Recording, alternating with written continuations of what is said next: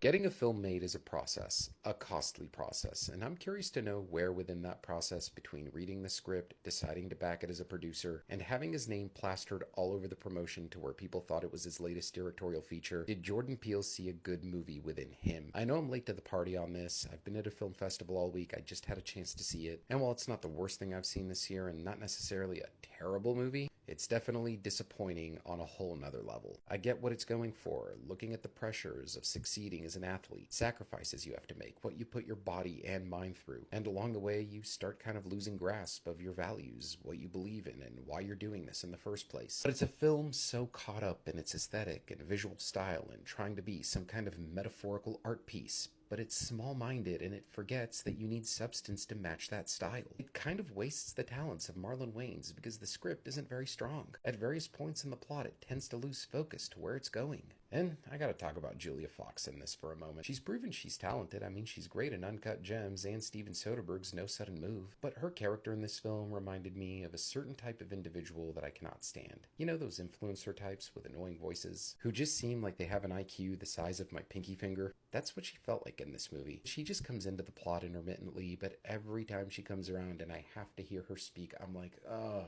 no. Went into this knowing all the disappointing reviews, but I decided I was going to go in with an open mind and determine how I personally felt about it. And while influences from really interesting filmmakers like Alejandro Jodorowsky are definitely there, ultimately you can just add me to the list of people who found it disappointing and disappointing on a particular level.